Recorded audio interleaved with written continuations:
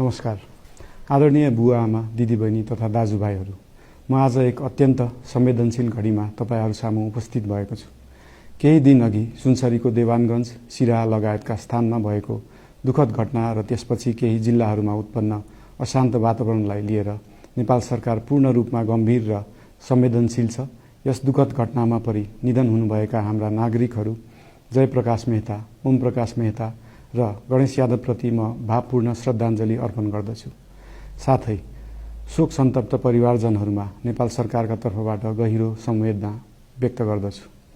घटनामा परि घाइते हुनुभएका सम्पूर्ण नागरिकहरूको शीघ्र स्वास्थ्य लाभको कामना गर्दछु। घाइतेहरूको उपचारमा कुनै पनि प्रकारको कमी वा ढिलाइ हुन नदिन सम्बन्धित स्वास्थ्य निकायहरूलाई स्पष्ट निर्देशन दिइसकिएको छ।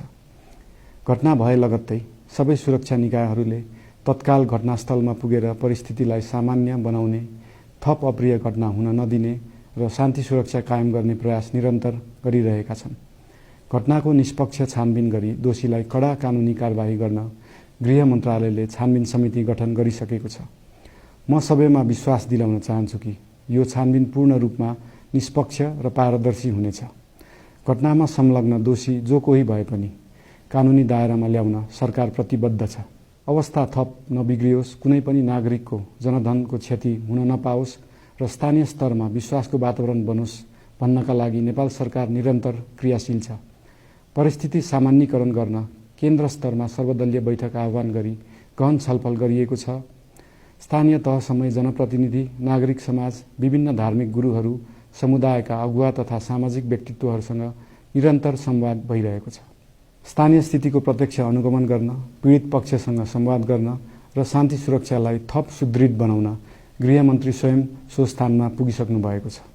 साथै देशको समग्र शान्ति सुरक्षाको अवस्थाबारे गम्भीर समीक्षा गर्न राष्ट्रिय सुरक्षा परिषदको बैठक बसी परिस्थिति अनुसारका आवश्यक निर्णयहरू समेत गरिसकिएको छ।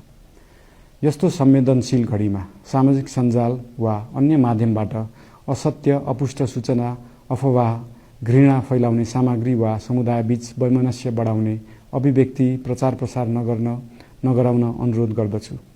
साथै सरकारी निकायहरूबाट जारी भएका आधिकारिक तथ्य र सूचना मात्र विश्वास गर्न विशेष आग्रह गर्दछु। प्रत्येक नागरिकको जीवधनको रक्षा गर्नु, सामाजिक सद्भाव जोगाउनु र समाजमा शान्ति कायम राख्नु राज्यको सर्वोच्च र प्राथमिक दायित्व हो। आगामी दिनमा पनि राज्य थप सतर्क र संवेदनशील रहनेछ। प्रत्येक नागरिकको जीवन सुरक्षाका लागि सरकारका सम्पूर्ण संयन्त्रहरू अहोरात्र खटिनेछन्। शान्ति सुरक्षा भङ्ग गर्ने, अराजकता फैलाउने वा हाम्रो सदियौं पुरानो सामाजिक सद्भाव, सहिष्णुता र भाइचारा खलबलाउने कुनै पनि क्रियाकलापप्रति सरकार पूर्ण रूपमा सचेत छ र यस गतिविधिमाथि कडा कदम चालिनेछन्। नेपालको संविधानले प्रत्येक नागरिकलाई आआफ्नो धर्म, संस्कृति र परम्परा मान्ने मौलिक हक प्रदान गरेको छ।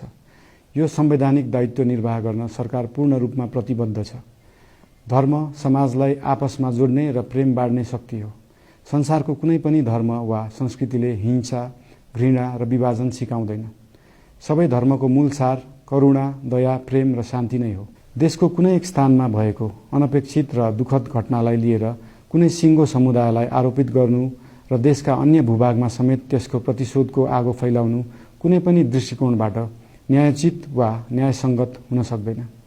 आदरणीय बुवा आमा, दिदीबहिनी तथा दाजुभाइहरू, हाम्रो इतिहास साक्षी छ कठिनभन्दा कठिन र अप्ठ्यारो परिस्थितिमा पनि आपसी एकता, सहिष्णुता र विवेक नै हाम्रो सबैभन्दा ठूलो शक्ति बनेका छन्। हामी सबैले जिम्मेवार नागरिकको भूमिका निर्वाह गर्दै यो सुन्दर र शान्त नेपाली आकाशमा मडारिएको अशान्तिको बादल हटाउनु पर्नेछ। हम आम नागरिक समाज, धार्मिक समुदाय, सब आदरणीय अगुवा, सब राजनीतिक दल आ जिम्मेवार संचार के माध्यम सबके धैर्यता आ संयमता अपना के शांति, सद्भाव, भाईचारा आ राष्ट्रीय एकता कायम राख के लेल सरकार के तरफ से हार्दिक अपील कर रहल छी। धन्यवाद।